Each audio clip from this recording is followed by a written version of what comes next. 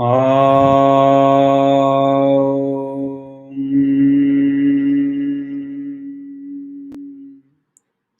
गुरु गणेशाभ्यां नमः। हरिः ओम। गीता स्वाध्याय 62वें सेशन में आपका स्वागत है। हम अभी कर्म संन्यास योग 5वां अध्याय का अध्ययन कर रहे हैं और अब हम 15वें श्लोक को हम लोगों ने का अध्ययन किया था, उधर से आगे बढ़ेंगे। तो 15वां श्लोक और एक बार देख लेते हैं। नादत्ते कस्यचित् पापं न चैव सुकृतं विभुः अज्ञानेनावृतं ज्ञानं तेन मुह्यन्ति जन्तवः। सारे जंतु जो हैं वो मोहित हैं। किस चीज से? अज्ञान से। अज्ञान के कारण उनमें मोह है। वो मोह क्या है? Body identification, mind identification, intellect identification. जिसके पास सिर्फ बॉडी है वो बॉडी, यानी जिसके पास माइंड या इंटेलेक्ट कम है, जैसे हम लोग जिसको नॉन सेंटिएंट बीइंग्स बोलते हैं, कुत्ते, बिल्ली, बैक्टीरिया, इनके अंदर में body identification. All living entities, जंतवः। जंतवः का मतलब एवरीथिंग दैट इज लिविंग। उनके अंदर में ये मोह से वो बधे हुए हैं। तेन मुह्यन्ति जंतवः, सारे जंतु के बारे में बोल रहे हैं। कैसे? उसके बारे में बताया हुआ है कि अज्ञानेनावृतम ज्ञानम, ज्ञान को अज्ञान से ढक दिया गया है। किसने ढका? कोई, there is no third power, there is no second power, there is only one, that is the self. And because of impressions, तरह तरह के इम्प्रेशंस क्रिएट करने के बाद ये अपने आप को ढांकते चले जाता है। अब यदि हम लोग रीबर्थ में बिलीव करते हैं, पुनर्जन्म में बिलीव करते हैं, तो फिर करोड़ों जन्मों से आए हुए 84 लाख योनि है सिर्फ। वो हर एक योनि में कितने बार हम लोगों ने जन्म लिया इसका भी कोई हिसाब नहीं है, तो शायद करोड़ों बार जन्म लिया। और हर एक जन्म के अंदर में वासना वासना वासना वासना, ये सारी वासनाओं का एक बड़ा सा थिक सा एक लेयर हमारे ऊपर लगा हुआ है। तो यहाँ क्या बोल रहा है कि जो विभु हो, यानी जो आत्मन जो है वो खुद, मगर ना तो वो पाप को एक्सेप्ट करता है ना तो वो अच्छे कामों को एक्सेप्ट करता है, क्योंकि वो एक्चुअली वो कार्य करता ही नहीं है। तो ये इस कॉन्सेप्ट से हम बाहर कैसे निकल सकते हैं? बॉडी जड़ है, माइंड ऑसिलेट करता है, एक बार इधर एक बार उधर, मरकट रूप है, तो एक बार उधर एक बार उधर, हर समय एक सेकंड के लिए कहीं स्थिर नहीं बैठता है। और तरह तरह की चीजें मन के अंदर में जप चलता जाता है। यदि भगवान का नाम जप करने को बोला जाए तो बहुत सारी चीजों का जप आता है उनके नाम के अलावा। तो ऐसी सिचुएशन के अंदर में सिर्फ हमारे पास एक ही टूल है, एक ही इक्विपमेंट है, जिसका नाम है बुद्धि। तो इस बुद्धि के अंदर में दो भाग हैं। एक भाग है जिसको हम कह सकते हैं हायर बुद्धि, जिसके अंदर विवेक है, और एक दूसरा है जिसके अंदर में हमारे चिंताएं, हमारी आइडियाज, हमारे ओपिनियंस, ये सारे फंसे हुए हैं। तो जब हम हायर बुद्धि को यूज करके लोअर बुद्धि के माध्यम से हम ये जो कांटा है हमारा आइडेंटिफिकेशन का, उसको हटाएं। मैं जानबूझ के श्री रामकृष्ण का ही उपमा यूज कर रहा हूँ कि हाँ, यदि कांटा लगा हुआ होता है तो दूसरा कांटा, आजकल हम कांटा नहीं लेते हैं तो हम यदि ट्वीजर ले लेते हैं, मगर ट्वीजर हाथ में पकड़ के घूमते नहीं है, क्योंकि उस ट्वीजर का काम हो गया। तो वैसे ही यहाँ हम लोग दोनों विवेक के को यूज करके, बुद्धि का टूल यूज करके, उसके माध्यम से, उसके उपाय से हम अपने आप को मुक्ति की ओर ले जाते हैं। तो ये जो बुद्धि को यूज करके अविद्या या अज्ञान का को हटाने से क्या होता है? जो ब्रह्मन का जो लाइट है, जो हम लोगों ने हरिकेन लैंप का एग्जाम्पल यूज किया था, तो ब्रह्मन का जो तेज है वो तेज बाहर चमकने लगता है। सूर्य ग्रहण ले लीजिए, अभी गया कुछ दिन पहले। सूर्य ग्रहण के अंदर में सूर्य कुछ नहीं करता है, सूर्य वैसा ही वैसा रहता है। चंद्रमा उसके सामने आता है और चंद्रमा अब हट जाता है। सूर्य का इस ग्रहण के साथ कोई काम नहीं है, सूर्य निरंतर वो चमकता रहता है। तो ये जो impression of darkness, impression of अविद्या जो है, ये एक इल्यूशन है, क्योंकि the reality is that sunlight. और जैसे वो सनलाइट जब आती है, सनलाइट जब जैसे सूर्योदय होता है, तो अंधेरा नहीं रह सकता, राइट? जहाँ से हम लोगों ने देखा कि नॉलेज और इग्नोरेंस दोनों एक साथ रह सकते हैं, क्योंकि इग्नोरेंस ने नॉलेज को कवर करके रखा है। तो हम लोगों ने उस पिछले वाले श्लोक में ही देखा, अभी जो श्लोक हम पढ़ रहे थे, अज्ञानेनावृतम ज्ञानम, तो वहाँ इग्नोरेंस जो है, अज्ञान जो है, अविद्या जो है, वो नॉलेज को कवर करके रख सकती है, मगर light and darkness can not exist in the same place. मैं शैडो की बात नहीं कर रहा हूँ, मैं लाइट एंड डार्कनेस की बात कर रहा हूँ। तो डार्कनेस एंड लाइट में अभी दिन भी है और रात भी है, एक साथ नहीं हो सकता है। सो इसीलिए वहां श्री कृष्ण नेक्स्ट वाले वर्स के अंदर में, नेक्स्ट वाले श्लोक के अंदर में, 16वां श्लोक के अंदर में देखिए क्या बोलते हैं, ज्ञानेन तु तदज्ञानम येषां नाशितम आत्मनः तेषाम् आदित्यवज्ञानम प्रकाशायति तत्परम। श्लोक और एक बार देखते हैं, ज्ञानेन तु तद अज्ञानम येषां नाशितम आत्मनः तेषाम् आदित्य यानी सूर्य, आदित्यवज् राइजिंग सन, आदित्यवज् ज्ञानम प्रकाशयति तत्परम। यहाँ आत्मन की जगह में उन्होंने परम वर्ड यूज किया है, दैट, तत् यानी दैट, परम यानी आत्मन। तो यहाँ क्या देखना है हम लोगों को, ईगो कहाँ रहता है? ये ईगो जो है, हमारा जो अहम भाव है, वो कहाँ रहता है? वो हमारे शरीर, मनस और बुद्धि के आइडेंटिफिकेशन क्रिएट करके उधर वो अपनी जगह बना के बैठा होता है। तो वो अपनी जगह खुद बना लेता है बाय क्रिएटिंग एन आइडेंटिफिकेशन कि ये बॉडी मैं हूँ, ये मनस मैं हूँ, ये बुद्धि मैं हूँ। और इसके कारण मैं एक अहम एक पैदा हो जाता है। इसको for the want of a better word, मैं इसको छोटा मैं, ये छोटा मैं एक आ जाता है, छोटा सा मैं है। वो छोटा सा जो मैं है, वो जब ये आत्मन, परम, परमात्मा, देही, विभु, प्रभु, ये जो भी है, इसके साथ इसका जब उसे परसेप्शन होता है, इसका जब उसे एक्सपीरियंस होता है, तब ये जो छोटा मैं है ना, ये कंप्लीटली डिस्ट्रॉयड हो जाता है। और ये कंप्लीटली डिस्ट्रॉयड होकर, कंप्लीटली से इसका ये destroyed by in a specific way, ये डिस्ट्रॉयड हो जाकर ये क्या होता है इसका, तो अरे ये डिस्ट्रॉयड हो जाता है, ऐसा डर लगता है हम लोगों को। तो इसमें कुछ डरने का नहीं है। क्यों नहीं है? क्योंकि ये जो छोटा मैं है ना, वो एक बहुत बड़ा मैं के अंदर में मिल जाता है। श्री रामकृष्ण की ही एक उपमा लेते हैं। वो छोटी सी एक निमक की पुतली थी, और वो निमक की पुतली ने सोचा कि चलो मैं समुद्र की गहराई माप के आऊं। तो क्या हुआ होगा? तो वैसे ही वो अब जो है, ये जो छोटी सी पुतली जो थी सब नमक की बनी हुई, वो अब उसकी कॉन्शियसनेस और divine consciousness of the ocean दोनों एक हो जाते हैं। ये जो सेल्फ जो है, आत्मन का जो एक्सपीरियंस है, ये एक्सपीरियंस कैसे होता है? इसका एक्सपीरियंस के बारे में एक छोटा सा एक स्वामी चिन्मयानंद के और स्वामी तपोवन जी के, उनके जो गुरु थे स्वामी तपोवन, इनके बीच भी वार्तालाप की एक कहानी है कि स्वामी चिन्मयानंद जी उनके पास पढ़ रहे थे, तो उन्होंने ये ऐसे उन्होंने एक प्रश्न पूछा या उन्होंने प्रकाशित किया कि यदि यदि भगवान के बारे में पढ़ रहे हैं, हम ईश्वर के बारे में पढ़ रहे हैं, हम पर ब्रह्मन के बारे में पढ़ रहे हैं, तो ये सारी किताबों के अंदर में क्यों फंसे हुए हैं? हम सीधा एक्सपीरियंस की ओर क्यों नहीं जा रहे हैं?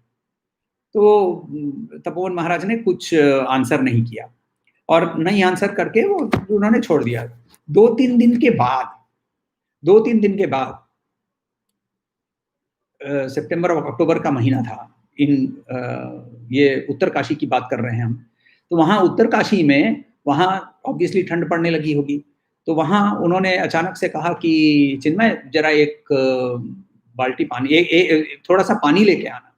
अब पानी के लिए उनको आश्रम से, कुटीर से नीचे उतर के गंगा से पानी लेके आना था। तो वो बाल्टी लेके गए और उन्होंने बाल्टी से पानी लेके आए। और तपोवन महाराज ने उनको पूछा, अरे तुम बाल्टी क्यों लेके आए? मैंने तो तुमको पानी लाने को कहा था। तो गुरुदेव ने आंसर किया कि मैं पानी कैसे लेके आऊं बिना बाल्टी का?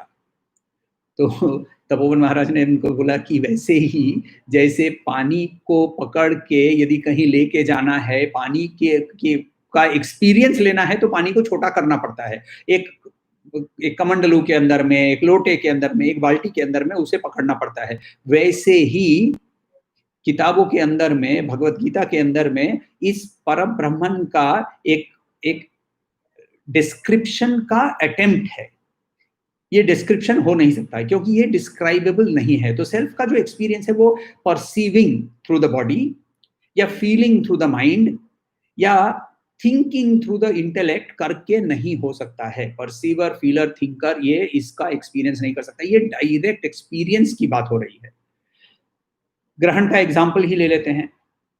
सूर्य जो है वो चंद्रमा से 400 गुना बड़ा है डायमीटर में। उसकी डायमीटर जो है 400 गुना ही बड़ी है। तो चंद्रमा उसको ढांक कैसे लेता है? क्योंकि चंद्रमा 400 टाइम्स पास में भी है। एग्जैक्टली वैसे ही अविद्या हमारे बहुत करीब होती है और ब्रह्मन की ओर पहुंचने के लिए हमें बहुत कुछ करना पड़ता है। तो अविद्या मगर जो है ये मेरा है, ये मैं हूं, अहम ममा के अंदर में हम एकदम फंसे होते हैं और ये हमारे बहुत करीब होता है। इसीलिए ये जो ब्रह्मन की जो तेज है उसे वो ग्रहण करके बैठ जाता है। तो जैसे यहाँ क्या बोल रहे हैं कि जिनके अंदर में अज्ञान जो है वो सूर्य जैसे उगने पर जैसे अंधेरा हट जाता है, वैसे ज्ञान के माध्यम से अज्ञान हट जाता है।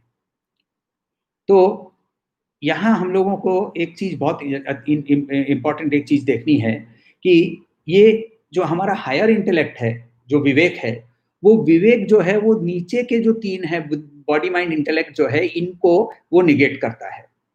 और इसीलिए वो बार बार विवेक के बारे में हम लोग बात करते हैं। और इसीलिए स्वामी जी ने सबसे अच्छा नाम लिया था, स्वामी विवेकानंद नाम लिया था उन्होंने। विवेक के माध्यम से ही वो ये डिस्क्रिमिनेशन के माध्यम से ही मैं बॉडी नहीं हूं, मैं माइंड नहीं हूं, मैं इंटेलेक्ट नहीं हूं, ये हम कर सकते हैं।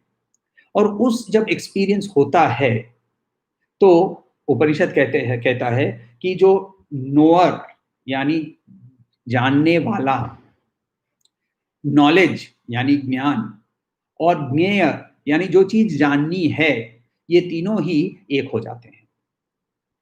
इसीलिए उस पॉइंट पे वहां इस पोजीशन को डिस्क्राइब करते हुए उपनिषद बोलता है एकम एवा अद्वितीयम, एकम एवा द्वितीयम। So one without a second, इसका दूसरा कोई नहीं है, ब्रह्मन के अलावा कुछ नहीं है। सर्वम खलविदम ब्रह्म, ये हम लोग जानते हैं, उपनिषद बोलता है। मगर इसका जब एक्सपीरियंस होता है तो बोलते हैं कि उपनिषद बोलते हैं कि वहां और कुछ नहीं होता है। तो नॉलेज, नोअर, नोन तीनों एक हो जाते हैं। श्री रामकृष्ण का ही खुद का डिस्क्रिप्शन वापस लेते हैं। वहां उन्होंने बहुत क्लियरली उनको डिस्क्राइब उन्होंने किया था कि जहां just that point before he merged, Kali का जो खड्ग है वो उठाया और फिर उन्होंने बताया वेव्स ऑफ गोल्डन लाइट, और उसके बाद फिर वो और कुछ नहीं बता रहे हैं। उतने तक ही, जितना वेव्स ऑफ गोल्डन लाइट हम लोग सूर्य को देखते हैं तो उतना तक समझ में आता है कि क्या हो सकता था, मगर उसके बाद क्या? तो उस पॉइंट तक पुतली वहां तक ही विवरण कर सकती है जहां तक कि वो पानी के अंदर में नहीं उतरी है। पानी के किनारे तक जब तक पहुंची है तब तक का उसका विवरण वो हम सुन सकते हैं, मगर उसके बाद का विवरण कैसे सुनेंगे? तो इसीलिए जब सूर्य का उदय हो जाता है तब मोमबत्ती लेकर सूर्य को देखने की जरूरत नहीं पड़ती है। ब्रह्मन इज सेल्फ एविडेंट। तो इसके लिए सूर्य को समझने के लिए दूसरी जैसे कोई बत्ती की जरूरत नहीं है, ब्रह्मन को समझने के लिए दूसरा और कोई ज्ञान की जरूरत नहीं है। तो अगेन वो सॉल्ट वाली पुतली का याद रखिएगा। तो ये कैसे है? देखिए, जब हम नींद से जागते हैं तो आ, हम जानते हैं कि हम नींद से जागे हैं, राइट? सुषुप्ति यानी नींद की अवस्था हमारे सबके लिए कॉमन है। हमने सबने ये सुषुप्ति का एक्सपीरियंस किया हुआ है। लेट अस से कि आप एक जंगल से जा रहे थे सपने में, और क्योंकि यहाँ तो हम अब बाहर देखेंगे तो यहाँ भी जंगल है, कॉन्क्रीट का जंगल है। तो आप मान लीजिए कि सुंदरवन के जंगल से या कोई भी ऐसा कॉर्बेट नेशनल पार्क, ऐसे कोई जंगल के अंदर से आप सपने में चल के जा रहे हैं, चिड़ियों की आवाज सुन रहे हैं। अचानक से चिड़ियों की आवाज बंद हो गई और आपने 2 कदम आगे रखा नहीं कि आपने देखा कि एक टाइगर, एक शेर आपकी ओर एकदम घूर घूर के देख रहा है। आप एकदम फ्रीज हो गए वहां। आप जानते हैं कि अब थोड़ा सा भी हिलेंगे तो शेर आपके ऊपर कूद सकता है। मगर उसी समय आपको छींक आई, और कोरोना वाली नहीं, नॉर्मल छींक आई। तो आपको छींक आई जैसे ही, तो छींक आते ही आप हिले, और हिलते ही ये जो शेर था वो आपके ऊपर कूदा। कूदते ही आप उठ गए। अब शेर कहाँ है? जंगल कहाँ है? तो ये जो एक्सपीरियंस था, ये अब क्लियरली समझ में आ रहा है कि ये मैं सपने में इसे एक्सपीरियंस कर रहा था, स्वप्नावस्था के अंदर में था। तो वेकर जब है, जो जागृत हो जाता है, वो अपने सुषुप्ति का अवस्था या स्वप्नावस्था को पहचान सकता है। वैसे ही जब आत्मन इस जागृत अवस्था से तुरीयावस्था में चला जाता है तो वो अपने तीनों अवस्थाओं को देख पाता है। देखिए, जब हम एक चींटी के सामने हम खड़े हो जाते हैं ना, तो चींटी हमें इतना ही एहसास कर पाएगी कि यहाँ कुछ बड़ा खड़ा है। बियॉन्ड दैट उसको कुछ नहीं हमारे बारे में समझ में आएगा। तो वैसे ही जब, मगर हमें चींटी आराम से दिखती है। ब्राह्मण के पर्सपेक्टिव से उपनिषद बोलते हैं कि वो पर्सपेक्टिव से हम सब, हमें छोटा करने के लिए नहीं, ये बताने के लिए वो पर्सपेक्टिव इतना डिफरेंट है कि हम उसे, वो पर्सपेक्टिव को, यहाँ बैठे वो पर्सपेक्टिव हम उस स्टैंड पॉइंट पे हम जा नहीं सकते हैं। तो इसीलिए इसको थोड़ा सा और समझने की कोशिश करते हैं कि ये पोजीशन चेंज कैसे होता है।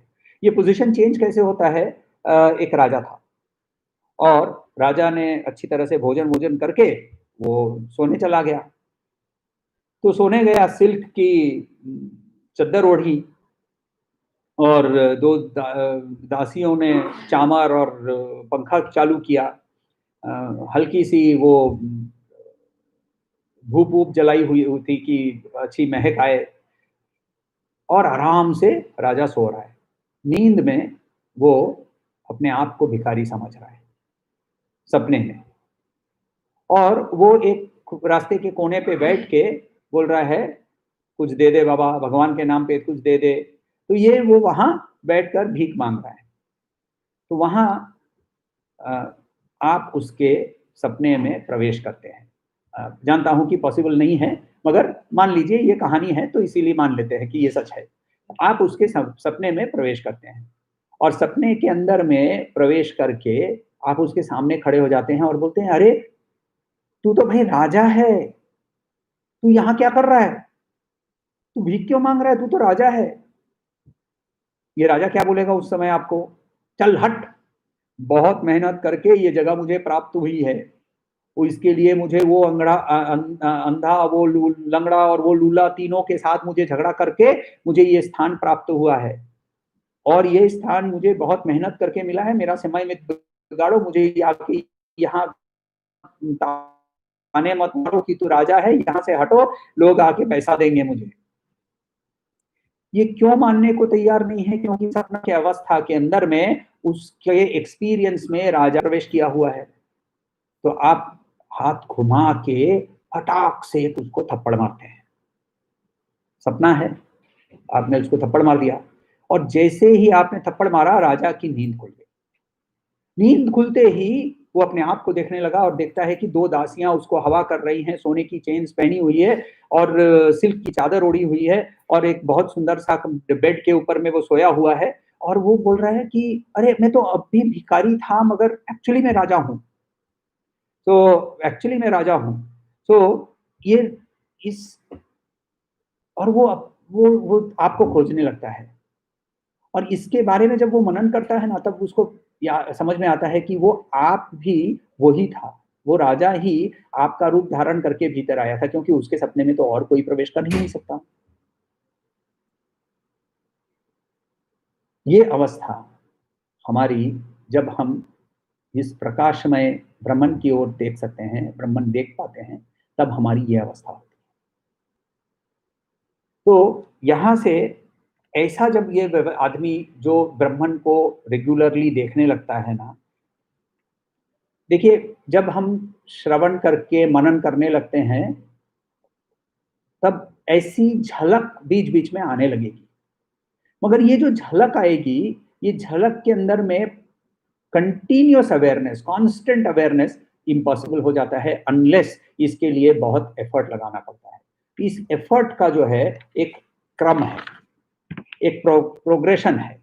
ये प्रोग्रेशन जो दिल्ली के चिन्मय मिशन के जो अभी हेड है स्वामी निखिलानंद, उन्होंने बहुत सुंदर से ये बताया है। पहला स्टेप, धर्म को फॉलो करो। धर्म को फॉलो करो यह का मतलब धर्म मीन्स धर्म फॉलो करके काम अर्थ मोक्ष की ओर भी काम करना है। स्वधर्म फॉलो करना है। स्वधर्म का मतलब अपनी एबिलिटीज के हिसाब से अपना वर्ण चुन लो। यदि अपनी एबिलिटीज पढ़ाने के लिए है तो आप पढ़ाइए, अपनी एबिलिटीज म्यूजिक के लिए, तो अपनी जो भी एबिलिटीज है उसके अंदर में अपना बेस्ट की ओर जाने की कोशिश करो। फॉलो धर्म। उस धर्म को करते करते next step, become a karmayogi. Step 2, become karmayogi. कर्मयोगी के सारे कैसे स्टेप्स होते हैं वो हम लोगों ने देखा है पहले ही। उसके बाद तीसरा स्टेप, डू उपासना, यानी यज्ञ भाव से सब कुछ काम करो। चौथा, ये करते करते अपने अंदर में वैराग्य और जिज्ञासा की प्राप्ति का अनुभव करो। वैराग्य का मतलब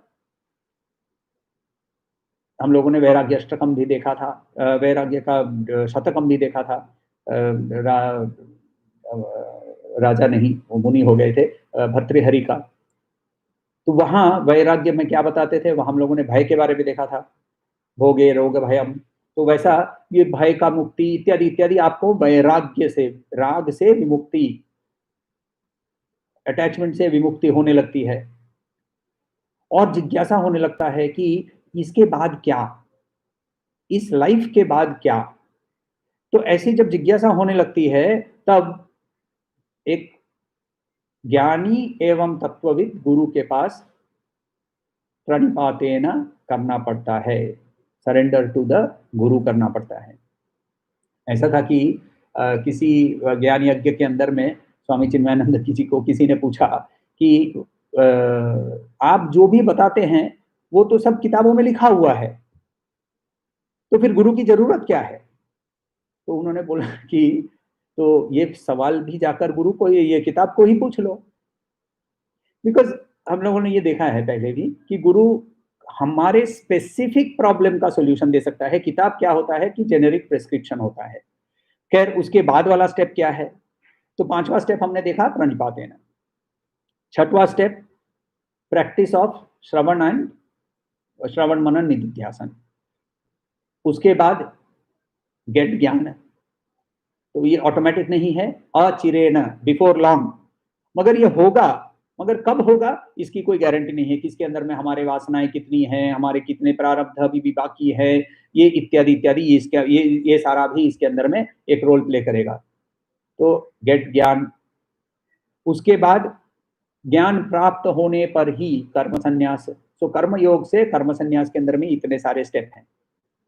उसके बाद वो ज्ञान निष्ठा प्रैक्टिस कर सकता है और तब जाकर जीवन मुक्त हो सकता है। वापस स्टेप्स रिपीट करता हूं। Follow dharma, become karmayogi, do upasana, get vairagya and jijnasa, surrender to an enlightened person, practice shravana manana nididhyasana. इसके पहले श्रवण मनन क्यों नहीं हो सकता है? इसके पहले श्रवण, कान से सुनना, अभी तक गुरु के पास गए ही नहीं है, किताबों से पढ़ रहे हैं, वो भी श्रवण है एक तरह का, मगर वो स्पेसिफिक नहीं होता है। किस चीज पर मनन करना है हमें पता नहीं चलता है। शुड आई बी डूइंग भक्ति योग, शुड आई बी डूइंग ज्ञान योग? गीता में दोनों है। तो सरेंडर टू एन एनलाइटेंड गुरु, उसके बाद श्रवण मनन निधिध्यासन, उसके बाद ज्ञान की प्राप्ति, उसके बाद कर्म संन्यास, यानी कर्म का भी त्याग।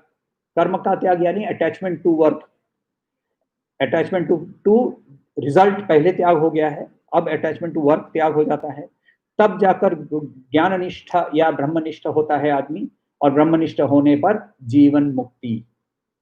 जीवन मुक्ति होते ही वो अपने आप को सोहम बोलता है और सर्वम खलविदम ब्रह्म बोल सकता है। जीवन मुक्त होने पर वो, ये ऐसा व्यक्ति जो है वो जीवन मुक्त होने पर कैसा हो जाता है, उसके लिए क्या होता क्या है? तो देखिए, अकाउंटेंट की भाषा में मैं बात करता हूँ। देखिए, हर व्यक्ति का ना उसकी निजी भाषा होती है। जब भी एक किसी डॉक्टर से बात करेंगे तो वो बोलेगा कि I have to diagnose the problem. Engineer से बात करेंगे तो बोलेंगे कि let us build some structure around this conversation. तो इनके भाषा में ही इनका प्रोफेशन जुड़ा होता है। तो अकाउंटेंट से आप यदि बात करेंगे तो वो बोलेगा कि अभी डेबिट क्रेडिट को भी मैच करना है। तो ऐसा है कि तब शायद काफी साल पहले की बात है ये, एक सज्जन ने मुझे, खुद वो सन्यासी नहीं है मगर ज्ञानी है, ज्ञानी व्यक्ति हैं, उन्होंने मुझे बुलाया और पूछा कि समीर, भगवत गीता की तो तुम अध्ययन करते हो, तो मगर do you believe in rebirth? तो sorry, do you have faith in rebirth? देखिए, बिलीफ यानी धारणा, फेथ यानी विश्वास। तो do you have faith in rebirth? तो मैंने कहा कि एट एन इंटेलेक्चुअल लेवल मैं समझता हूँ कि रिबर्थ होता है। उस समय मैं सब कुछ जानता था, अब पता चलता है कि कुछ नहीं जानता हूँ। तो उस समय सब कुछ जानता था, इसीलिए ऐसे बड़े-बड़े वर्ड्स यूज़ कर लेता था। तो मैंने बोला कि एट एन इंटेलेक्चुअल लेवल मैं जानता हूँ कि रिबर्थ होता है। तो उन्होंने, वो खुद भी कॉस्ट अकाउंटेंट हैं, तो उन्होंने वो मुझे बोला कि अरे तुम भी अकाउंटेंट हो तो इतना नहीं समझते हो? अच्छा, एक चीज़ बताओ कि यदि साल के अंत में बैलेंस शीट टैली नहीं होता है, तो तुम क्या करते हो? तो मैंने कहा सस्पेंस अकाउंट बना के टैली कर देते हैं ज़ोर ज़बरदस्ती। तो फिर तो अगले साल शुरू होते ही वो सस्पेंस अकाउंट को की निचोड़ निकालने की कोशिश करते हैं। तो फिर उन्होंने बोला कि यदि तुम्हारे कर्म का अकाउंट यदि सेटल्ड नहीं है, बैलेंस नहीं हुआ है, तो फिर क्या करोगे? बोले अगले साल यानी अगले जन्म में आपको सेटल करना पड़ेगा। तो ईश्वर जो है वो कर्म का जो रूल है, उन्होंने वो कर्म, देखिए कर्म फल संयोग वो नहीं करते हैं, हम लोगों ने पिछली बार देखा था, मगर कर्म का जो सृष्टि का जो रूल है, ये सारे रूल्स तो उनके तरफ से आए हैं ना, क्योंकि ये प्रकृति के रूल हैं। तो ब्रह्मन भी, प्रकृति भी ब्रह्मन का ही एक रूप है। तो दिस इंसिडेंटली, ये स्टेटमेंट जो मैंने जो कहा, ये स्टेटमेंट, मगर Shri Ramakrishna was one of the first people who said this, कि क्योंकि उसके पहले आप अद्वैत में देखिएगा कि इन जनरल माया को और ब्रह्मन को अलग रखते हैं, मगर माया भी ब्रह्मन का ही एक रूप है। ये श्री रामकृष्ण ने पर्सनल अनुभूति के कारण उन्होंने ये बताया। खैर, वहां हम लोग अभी नहीं जा रहे हैं, हम लोग अद्वैत की पढ़ाई नहीं कर रहे हैं, ना ही हम अभी उपनिषद पढ़ रहे हैं, हम लोग अभी भगवत गीता के बेसिस पे चल रहे हैं। तो वहां ये कर्म का जो अकाउंट है, ये यदि सेटल्ड हो जाता है तो फिर वापस क्यों आए? इसीलिए वर्ष नंबर 17 में श्री कृष्ण बताते हैं, वर्ष नंबर 17 ले लीजिए, बहुत सुंदर श्लोक है ये। तद्बुद्ध्यस्तत् आत्मः तन्निष्ठस्तत्परायणाः गच्छन्तु अपुनरावृत्तम ज्ञान निर्धूत कल्मषाः। मैं जानबूझ के संधि विच्छेद करके थोड़ा सा बोल रहा हूँ। तद बुद्धिस्त्यद आत्मः, वहां संधि है, मैं तोड़ रहा हूँ इसीलिए आत्मः। तन्निष्ठास्तत्परायणाः गच्छन्त्य अपुनरावृत्तिम ज्ञान निर्धूत कल्मषाः। यहां श्री कृष्ण क्या बोल रहे हैं कि निर्धूत,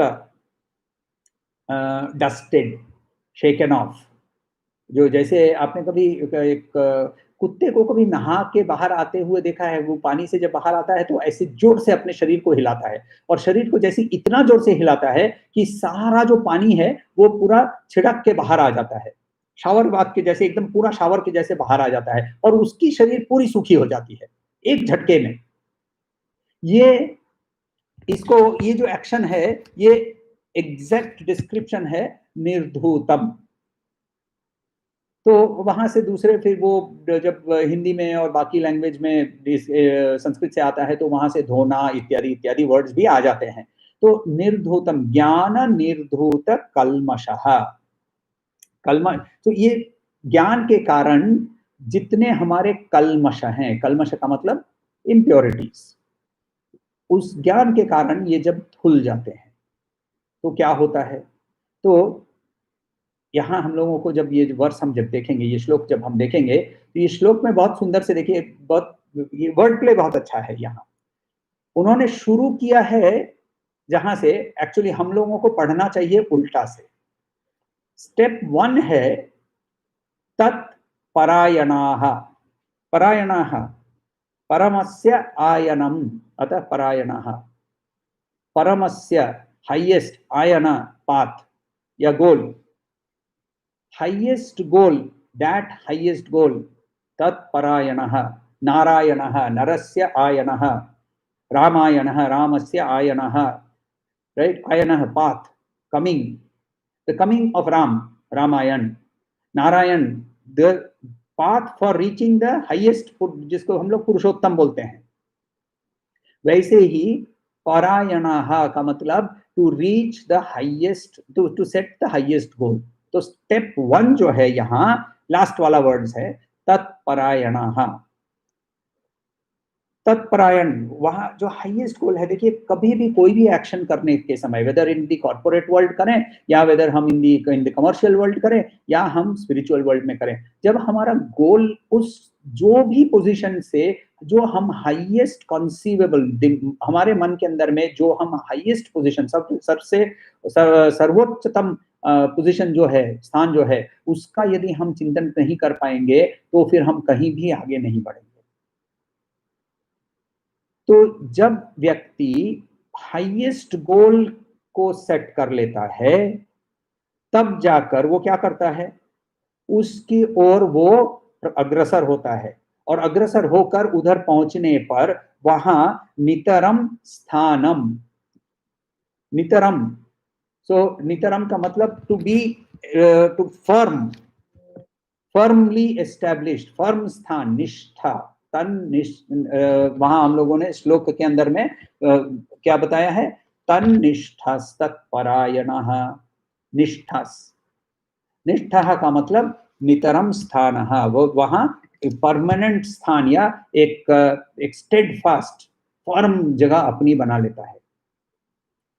फर्म जगह वहां बनाने के बाद क्या करता है, तो वहां से जब उसकी फर्म जगह वहां बन जाती है तब वो क्या होता है उसके लिए, तद आत्मनः, वो अपने आप को आत्मनः रिकॉग्नाइज कर लेता है, वो अपने आप को पहचानता है कि मैं इस शरीर नहीं हूं, मैं ये मनस नहीं हूं, मैं ये आत्मन नहीं हूं।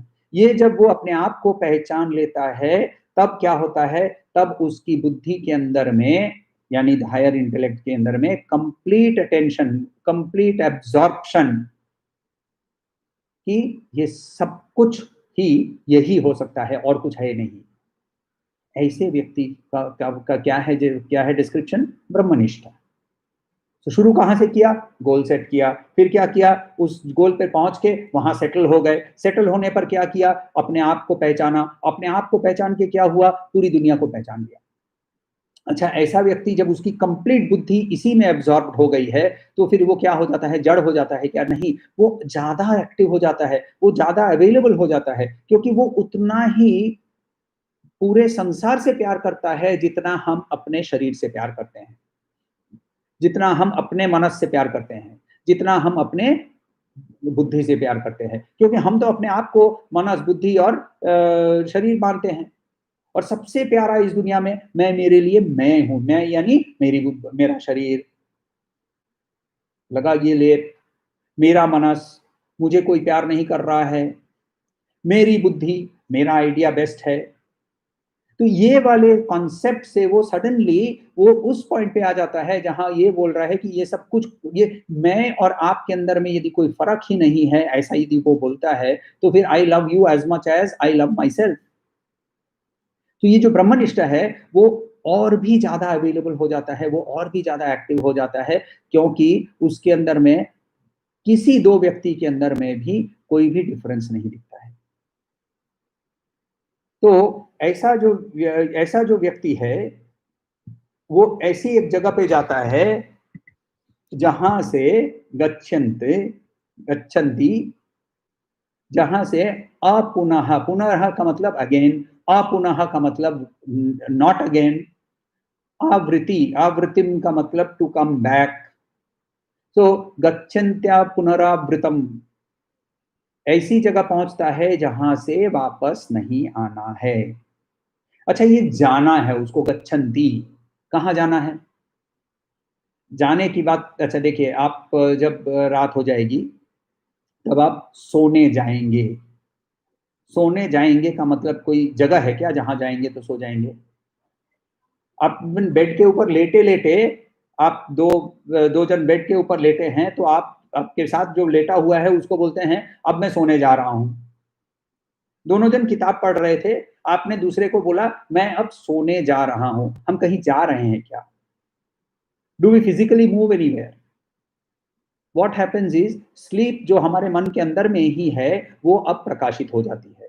एग्जैक्टली वैसे ही जब यहाँ हम जा रहे हैं, गच्छन्ति वर्ड यूज कर रहे हैं, हम कहीं फिजिकली नहीं जा रहे हैं, हम अपने आप के अंदर में उस ब्रह्मन को आविष्कार कर रहे हैं, उस पहचान रहे हैं, उसको देख पा रहे हैं, और वहां से वो हम वापस नहीं आते हैं। तो अच्छा, ये कैसे हम श्योर हैं कि वापस नहीं आएंगे? तो वापस क्यों नहीं आएंगे वहां देखने के लिए एक वेदांत के अंदर में एक बहुत सुंदर न्याय है जिसको बोलते हैं रज्जु सर्प न्याय। रज्जु का मतलब डोरी। रज्जु सर्प न्याय बहुत सुंदर सा है, या रज्जु सर्प तर्क बोलते हैं उसको कभी कभी। एग्जाम्पल बहुत फेमस है और बहुत लोगों ने इसके बारे में पढ़ा भी होगा, मगर यहाँ देखिए कैसा इसको हम लोगों को इसको समझने के लिए ये यूज करना बहुत इंपॉर्टेंट है। क्योंकि मान लीजिए कि हल्का सा अंधेरा अंधेरा सा है और एक डोरी एक कॉइल्ड रूप से वहां पड़ी हुई है कोने में। तो वो जो कॉइल्ड रूप से डोरी पड़ी हुई है वो आपको, बिकॉज अंधेरा है और आपके मन के अंदर में सर्प का भय है, तो आपको वो सर्प ही दिखेगा। वो डोरी जो है वो सर्प दिखेगी। डोरी सर्प दिखते ही अरे आप, आपके साथ जो होगा व्यक्ति उसको बोलेंगे अरे नहीं वहां सांप है कोने में। तो वो बोलता है नहीं नहीं नहीं, वो सांप नहीं है। उसको पता है क्योंकि उसने ही रखी थी वो डोरी। तो वो डोरी या जो रस्सा है वो रस्सी उसने वहां रखी हुई थी, इसीलिए वो बोलता है नहीं वो सांप नहीं है, एक मिनट रुको रुको। और वो जो लाइट का रेगुलेटर है, आजकल लाइट के भी रेगुलेटर आते हैं ना, तो लाइट का रेगुलेटर यूज करके वो एलईडी लाइट जो है उसका उसने ब्राइटनेस बढ़ा दिया। बढ़ाने पर आपको क्लियरली अब वो रस्सी है वो दिखने लगी, वो रस्सा या रस्सी जो है वो दिखने लगी। अब वापस सोने जाना है तो इसीलिए लाइट को वापस कम कर देते हैं। आपको वो अभी भी आंख से सांप जैसा ही दिखेगा, मगर अब वो भय कभी भी नहीं आएगा। बहुत क्लियरली आपके अंदर में you can not unlearn the fact कि वो सांप नहीं है। वो आपके अंदर में वो देखिए, ये एक बार मैं जब जान जाता हूं तब वापस अज्ञान अवस्था में जा ही नहीं सकता। तो एक एक कौन सा सिनेमा था याद नहीं है मुझे, महमूद का सिनेमा था, उसके अंदर में बहुत ऐसा ही बहुत सुंदर सा एक उपयुक्त उदाहरण है, जहाँ विलेन जो है वो महमूद साहब को बांध के, पेड़ के साथ बांध के उसको खूब पीट रहा है, बोल रहा है मैं तुमको इतना मारूंगा कि तुम्हारे बाप का नाम भूल जाएगा। उसको खूब मारा, मुंह से खून वून निकल गया, तब भी वो बोलता है नहीं मुझे याद है, नहीं मुझे याद है। और फिर उसको मारने पर वो बोलता है अब मैं भूल गया, तो उसको छोड़ देता है विलेन। और वो भाग के खड़े होकर बोलता है नहीं मैंने तुम्हें ठगाया, मुझे तो याद है अभी भी। अच्छा, कोई हम अभी जो सीखे हैं वो कभी भी नहीं भूल सकते हैं ना, मार पड़े या ना पड़े। तो वैसे ही जब हम जो रस्सा है उसको सर्प नहीं है वो पहचान जाएंगे, तो कभी भी हमें वो भ्रम और नहीं होगा। वैसे ही जब ज्ञान का प्रकाश आ जाता है तब वापस वहां अंधेरा आ ही नहीं सकता। इसीलिए ज्ञान निर्धूत कल्मषाः, कल्मष का मतलब impurities। कौन सी impurities? Impurities are body mind identification, intellect identification, my thoughts, my ideas, my emotions, my body। ये वाला जो कॉन्सेप्ट है अहम ममा अहम ममा अहम ममा के अंदर में मैं कभी भी और नहीं फंसूंगा। बोलना बहुत इजी है, मेरे लिए भी बोलना बहुत इजी है, आपके लिए सुनना भी बहुत इजी है, मगर ये इस पॉइंट पे पहुंचना इतना इजी नहीं है। दो तोते थे। एक तोता एक सोने की पिंजरे के अंदर में, सोने के पिंजरे के अंदर में किसी ने उसको बंद करके रखा हुआ था। और सोने के पिंजरे को वहां बंद करके रखा हुआ था। तो एक मिनट,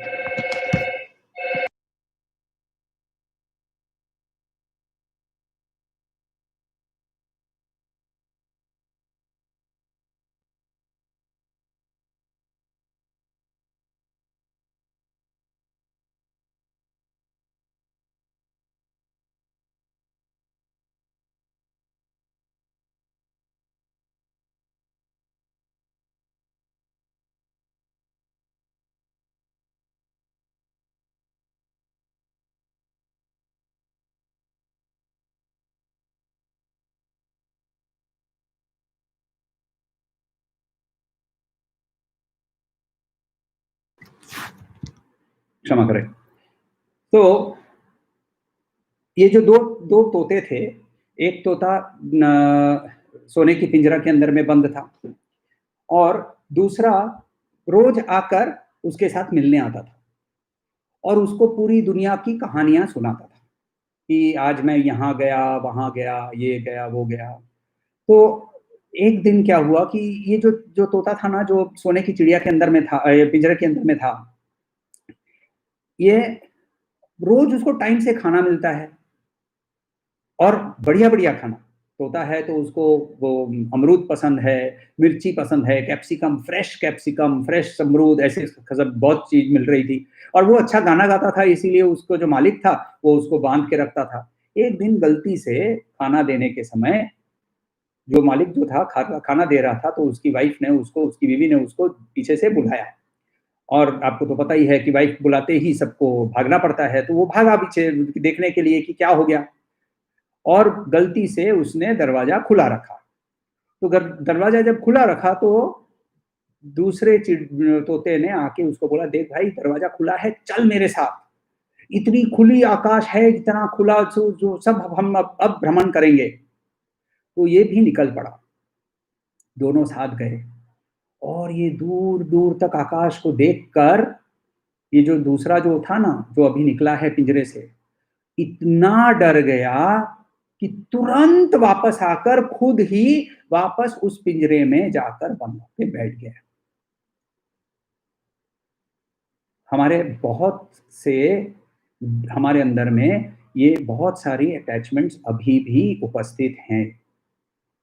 और ये पिंजरा जो है वो बहुत सुंदर सोने का पिंजरा है, और इस सोने के पिंजरे को हम फिर इसीलिए छोड़ते नहीं हैं, छोड़ने को तैयार नहीं होते हैं। तो इसीलिए ना ये पॉइंट पे आके इतना समझना बहुत जरूरी है कि खैर ये पॉइंट शायद हमारे लिए अब भी नहीं होने पर भी, अभी हम उसके लिए तैयार ना भी हों, तब भी ये पॉइंट एक पॉसिबिलिटी है। यहाँ ये इस पॉइंट पे जो भगवत गीता जो है ना, बहुत ऑप्टिमिस्टिक एक डिक्लेरेशन कर रहा है कि पुनरपि जननम पुनरपि मरणम से मुक्ति है। हम लोगों ने अभी तक जो है 700 श्लोकों के अंदर में ये वाला 219वां श्लोक, ये एक्चुअली कल मैं बैठ के गिन रहा था कि ये 219वां श्लोक है। ये 219वां श्लोक यानी अप्रोक्सीमेटली 1/3 हम लोगों ने कवर किया। उस 1/3 के अंदर में अब श्री कृष्ण बहुत एक बड़ा डिक्लेरेशन करते हैं कि मुक्ति है, और मुक्ति का मतलब वापस ना आना, पॉइंट ऑफ नो रिटर्न। अब सवाल ये उठता है कि उस पॉइंट ऑफ नो रिटर्न पे पहुंचने पर क्या होगा। ये सवाल जो है ना, ये सवाल के भी दो तरह के एटीट्यूड से पूछा जाता है। एक है जो जिसके अंदर में ये जो खुले आसमान में उड़ने के बारे में डर है, यानी इस बॉन्डेज के साथ उसकी एक अटैचमेंट है, वो उसके लिए ये चिदाकाश जो है वो बहुत डरावना है। तो उसके लिए ये स्टेटमेंट जो है ये बहुत डरावना स्टेटमेंट है, और वो बोलता है नहीं मेरे रबा, मुझे कोई ऐसा ऐसा पॉइंट पे जाना ही नहीं है जहां से मैं वापस नहीं आऊं। क्यों नहीं वापस आऊंगा? ये तो तुम बोलते हो कि ब्राह्मण के सभी कुछ ब्राह्मण है, बहुत अच्छी बात है, मान लिया ये फूल भी ब्राह्मण है, ये फूल को मैं एंजॉय करने के लिए आया हूँ, ये सुगंध को मैं एंजॉय करने के लिए आया हूँ, ये स्वाद को मैं एंजॉय करने के लिए आया हूँ, तो मैं क्यों मुक्त हो जाऊं? ये एक थिंकिंग होती है, और ये डिक्लेरेशन से वो डर जाते हैं। और दूसरी एक ये दूसरा एक वर्ग है जो बोलते हैं, जिसके अंदर में ना इस झलक उसने देखी है, झलक का आभास किया है, मेंटली इंटेलेक्ट के जरिए ही जो स्टेप्स हमने पिछले श्लोक के अंदर में देखे थे, कर्मयोग करने लगा है, भोक्तृत्व का क्या त्याग किया हुआ है, वो उसके लिए तो ये श्लोक एक महान एक ऑप्टिमिस्टिक डिक्लेरेशन है कि इससे तो मुझे एम्पावरिंग होता है, मैं उससे मुझे मेरी शक्ति 10 गुनी बढ़ गई।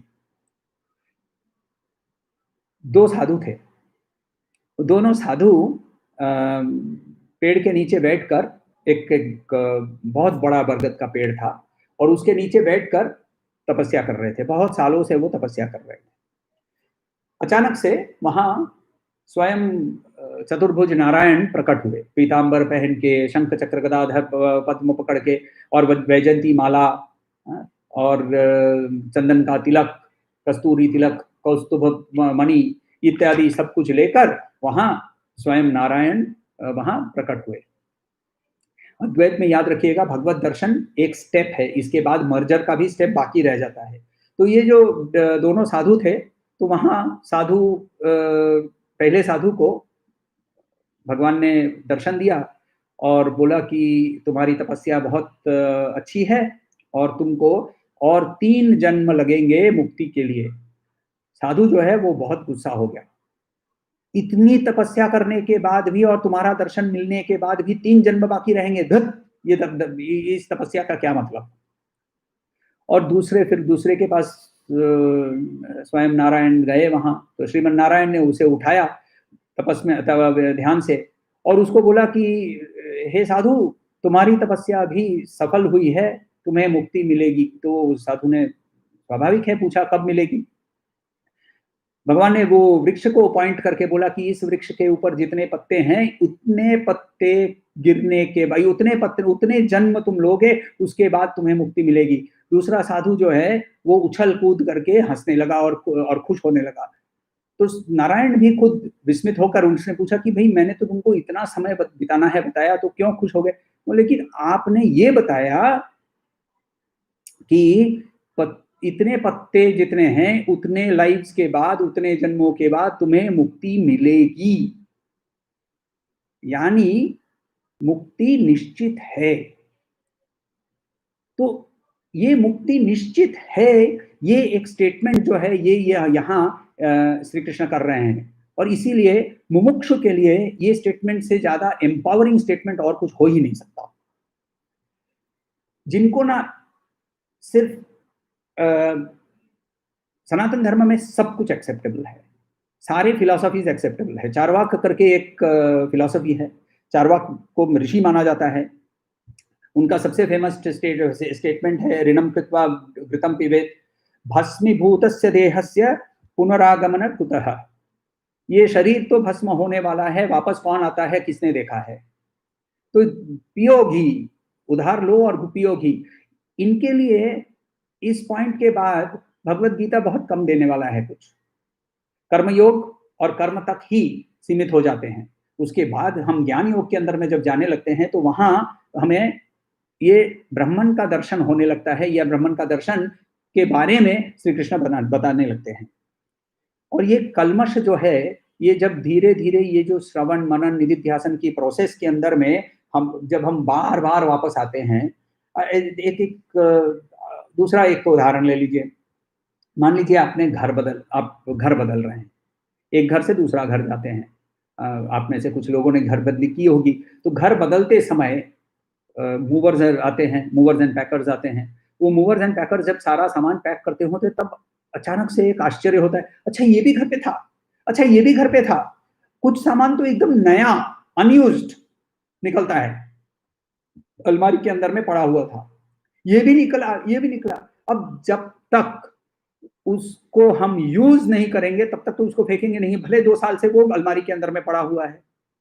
और जब हम यहाँ से एक घर से दूसरा घर जाते हैं तो हर बार हमारे अंदर में एक वैराग्य आता है। एटलीस्ट मैंने काफी बार घर बदले हैं, तो हर बार एक बहुत तीव्र वैराग्य आता है, इतना सब कुछ है।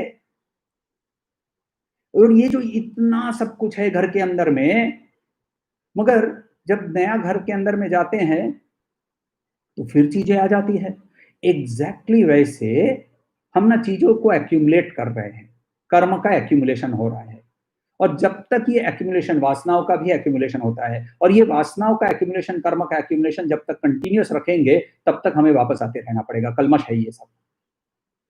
ये कलमश के को हटाने के लिए ज्ञान और ज्ञान की प्राप्ति के लिए विवेक के माध्यम से ही ये हट सकता है। उसके लिए स्टेप्स बहुत क्लियर है। धर्म को फॉलो करो, धर्म को फॉलो करते हुए कर्मयोग शुरू करो, कर्म को यज्ञ मानकर करो, कर्मयोग यज्ञ मानकर करोगे तो अपने आप ही वैराग्य और जिज्ञासा उत्पन्न होगी। तब जाकर हम गुरु के लिए तैयार होते हैं, और फिर उधर से जीवन मुक्ति की ओर हमारा रास्ता क्लियर होने जाता है। कर्म का त्याग करके हमें जीवन मुक्ति नहीं मिल सकती। कर्म के फल को इग्नोर करके भी हमें जीवन मुक्ति नहीं मिल सकती। सिर्फ और सिर्फ ज्ञान के माध्यम से, विवेक से मुक्ति मिल सकती है।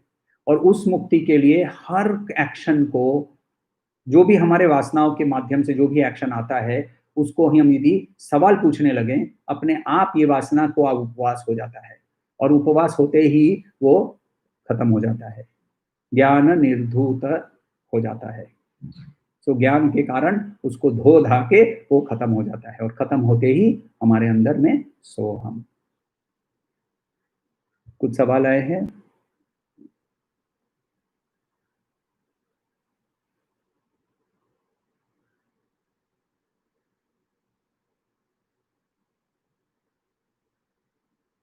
हाँ, सो डेली स्मरण है रज्जम भुजंगम। तो ये प्रातः स्मरण करके प्रॉब्लम क्या है कि जब हम I am not the body, I am not the body, I am not the body, रस्सी सांप नहीं है, रस्सी सांप नहीं है, रस्सी सांप नहीं है, ये बोलने से रस्सी सांप फिर भी मन में रहेगी। तो इसीलिए निर्वाण षटकम को भी बोल लीजिए ना, दिन में वो माला जपने के जैसे उसको बैठ के शिवोहम शिवोहम शिवोहम शिवोहम बोलने से शिवोहम नहीं हो जाते हैं। सोहम सोहम बोलने से हम सोहम नहीं हो जाते हैं। सोहम एक अनुभूति है, और उस अनुभूति के लिए पूरा प्रोसेस श्री कृष्ण ने बताया है।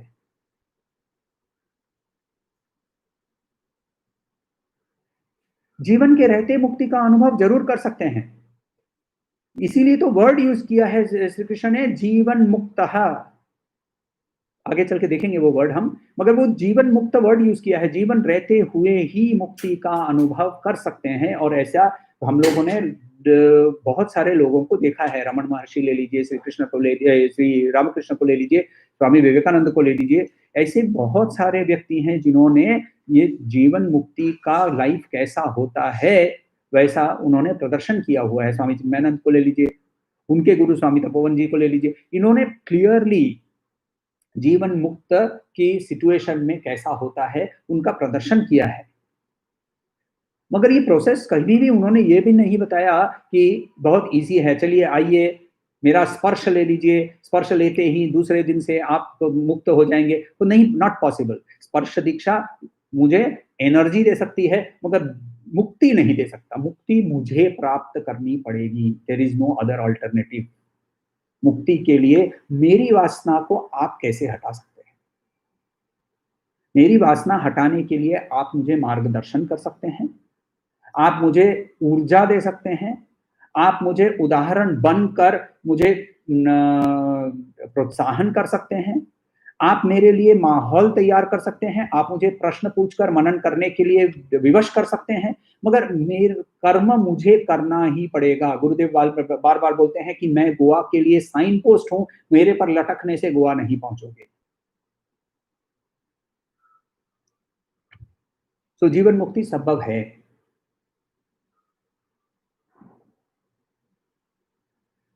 तो वापस ना आना, इसकी परिभाषा क्या है? तो वापस, ये तो हम लोगों ने ऑलरेडी बात कर ली कि वापस ना आना का मतलब merger into the divine consciousness. तो यहाँ बैठे बैठे जीवन मुक्ति का मतलब है कि मैं पूरी डिवाइन कॉन्शियसनेस में मर्ज्ड हूँ।